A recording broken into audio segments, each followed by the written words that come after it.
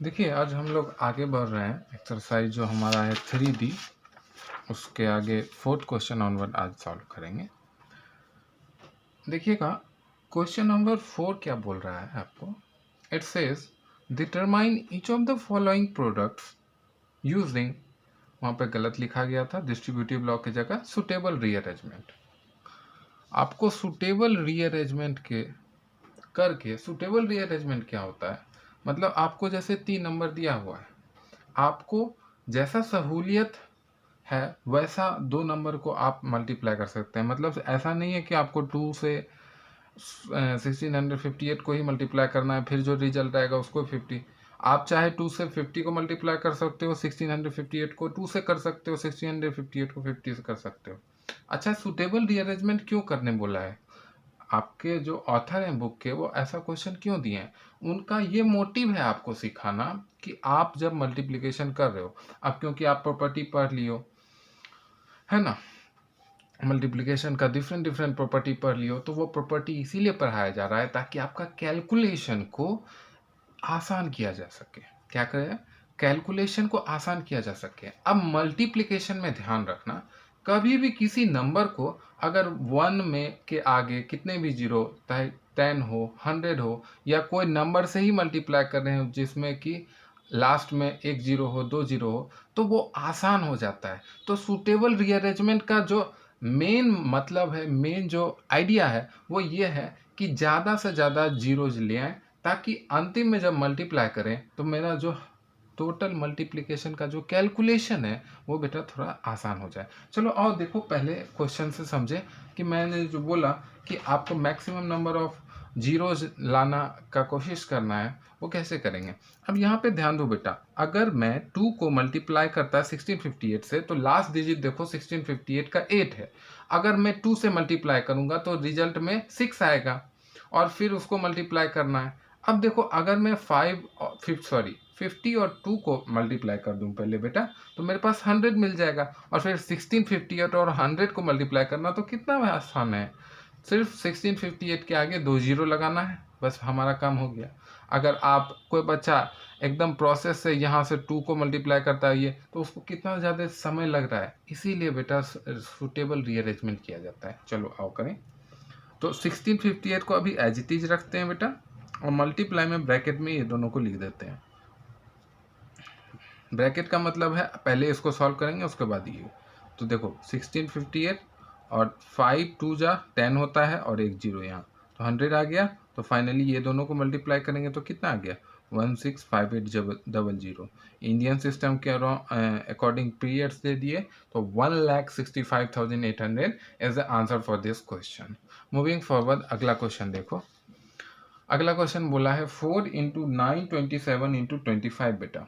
अब देखो 4 को अगर तुम 927 से मल्टीप्लाई करोगे, क्योंकि लास्ट में 927 के 7 है, तो 7 4 जा 28 होगा। तो एक ऐसा नंबर तो नहीं मिलेगा जिसमें आपको जीरोज मिल रहा है। जीरोज यानी कि जीरोज नहीं मिलने का मतलब है कि आगे जाके और मेरा जो है कैलकुलेशन कॉम्प्लेक्स होगा, ठीक है, क्योंकि 3 डिजिट को 4 डिजिट से देने तो मिनिमम 4 डिजिट का नंबर मिलेगा, फिर उसको 25 से मल्टीप्लाई करेंगे तो कैलकुलेशन बहुत बड़ा होगा। अगर अदर वे राउंड देखो, 4 को 25 से मल्टीप्लाई कर दो। अगर तुमको पता हो, कैलकुलेशन करते करते याद हो कि 25 4 जा क्या होता है, 100 होता है, और 927 को 100 उतना ही आसान करना है जितना यहाँ पे 1658 को 100 से मल्टीप्लाई करना था। अब बात में समझ में आ गया क्यों सुटेबल रीअरेंजमेंट करते हैं। तो देखो 927 को अभी एज इट इज रखते हैं, उसके बाद ब्रैकेट में क्या करते हैं, 24 इंटू 4 कर देते हैं बेटा। तो 927 मल्टीप्लाई किससे हो गया, 100 से हो गया। अब 927 100 से मल्टीप्लाई हो गया, तो फाइनल आंसर क्या हो गया, 92700। ठीक है। अब ये पीरियड से अकॉर्डिंग टू इंडियन सिस्टम लगाए, तो इसका जो फाइनल आंसर निकल के आता है बेटा, वो 92,700 आता है। चलो moving forward toward the next question. Third question देखिए, थर्ड क्वेश्चन क्या बोल रहा है। Third question is saying 625 multiply 20 multiply 8 multiply 50। अब इसमें देखो सुटेबल रीअरेंजमेंट कैसे फाइंड आउट करो। अगर तुम देखो, अगर तुम सीरियली करना शुरू करोगे 625 इंटू 20, तो तुम्हारा जो हम अभी तुमको लॉजिक बताएं उस लॉजिक से सही जाओगे। लेकिन उससे भी आसान है अगर तुम 625 को किससे मल्टीप्लाई कर दो, 8 से मल्टीप्लाई कर दो, क्योंकि देखो ये 20 और 50 को मल्टीप्लाई करना आसान है, 20 और 8 को मल्टीप्लाई करना टफ है, क्योंकि 8 2 जा फिर 60।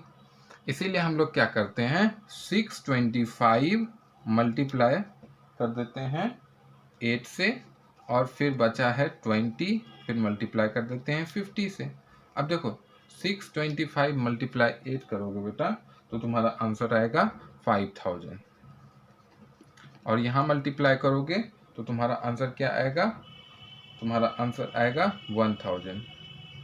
तो फाइनली तुम्हारा आंसर क्या हो गया, 3 जीरोज यहाँ 3 जीरोज यहाँ, तो फाइनली 6 जीरोज 5 पे लगेगा। अब पीरियड्स लगा दिए बेटा, तो देखो ये 50 लाख आपका is your required answer. Fourth question देखो, फोर्थ क्वेश्चन बोला है 574 मल्टीप्लाई 625 मल्टीप्लाई 16। ठीक है, इस क्वेश्चन में क्या रीअरेंजमेंट करेंगे सर, देखिए अगर आप 574 और 625 को मल्टीप्लाई कर देते हो तो डेफिनेटली आपको लास्ट में जीरो मिलेगा, क्योंकि 5 4 जा 20 होगा, जीरो लास्ट में आएगा। लेकिन 3 डिजिट इंटू 3 डिजिट करना हार्ड है रेदर देन कि तुम 3 डिजिट को 2 डिजिट से मल्टीप्लाई करो और उसमें भी तुमको जीरो मिल रहा है।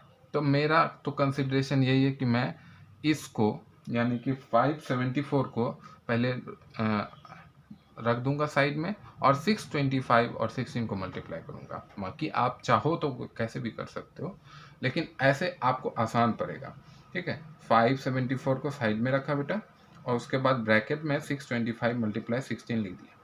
ठीक है, 574 अब 625 मल्टीप्लाई 16 जब करेंगे बेटा तो आपको 10,000 आएगा।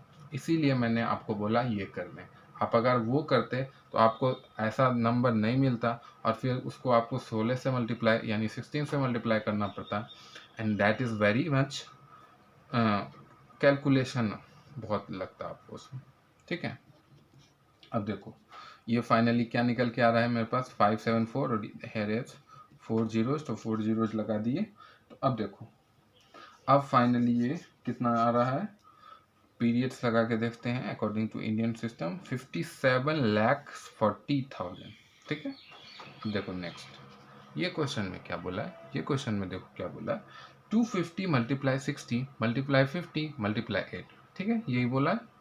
अब देखो आपके दिमाग में बहुत सारे आइडियाज आ रहे होंगे, आप अगर सीरियली भी करो तो सब में 0 0 0 मिल ही रहा है, लेकिन हमको लिस्ट कैलकुलेशन करना है। तो अगर आप क्या करो, 60 को 50 से मल्टीप्लाई कर दो तो आपको डायरेक्ट क्या मिल जाएगा, 3000 मिल जाएगा, और 250 को 8 से मल्टीप्लाई कर दोगे तो आपको 2000 मिल जाएगा। तो आपका आसान हो जाएगा, रेदर देन कि 25 को 250 को आप 60 से करोगे तो फिर आपको आंसर जो है थोड़ा कैलकुलेशन वर्ड ही मिलेगा, आपको थोड़ा ज़्यादा कैलकुलेशन करना पड़ेगा। ठीक है, तो चलो, तो 250 को मल्टीप्लाई करें हम 8 से, फिर आगे क्या करें, 60 को मल्टीप्लाई करें 50 से। ठीक है, तो 250 को जब मल्टीप्लाई किए 8 से बेटा तो ये हो गया 8000, और 60 को मल्टीप्लाई किए 50 से तो ये हो गया 3000, और फाइनली अब जब 8 3 जा सॉरी ये 2000 है, तो फाइनली जब आप मल्टीप्लाई करोगे तो ये होगा 6 पे 6 जीरो, और जब पीरियड्स लगाएंगे बेटा तो ये हो गया 60 लाख। क्लियर। अब नेक्स्ट क्वेश्चन देखो, 8 मल्टीप्लाई 125 मल्टीप्लाई 40 मल्टीप्लाई 25। अब इसको रीअरेंज करके हमको आसान कैलकुलेशन के साथ इसको सॉल्व करना है। ठीक है, देखो अगर आप 8 और 25 को मल्टीप्लाई करोगे डेफिनेटली आपको जीरोज मिलेगा, लेकिन अगर आप 8 को 25 से मल्टीप्लाई करते हो तो आपको डायरेक्ट 200 आंसर मिलेगा, और फिर 125 को 40 से करोगे तो आपको 5000 होगा, और फिर आगे कैलकुलेशन करना बहुत आसान रहेगा। इसीलिए हम लोग रीअरेंज क्या किए, 8 मल्टीप्लाई 25, ठीक है, और उसके बाद रीअरेंज क्या किए 125 मल्टीप्लाई 40। ठीक है, अब 8 मल्टीप्लाई 25 किए तो 200 आया बेटा, और 125 मल्टीप्लाई 40 किए तो 5000 आया। फर्दर जब इसको मल्टीप्लाई करेंगे तो ये 5 2 10, और फिर बचा 5 जीरोज। ठीक है, तो ये फाइनली देखो क्या आ गया, 10 lakh. This is the answer for this question. I hope you like the video.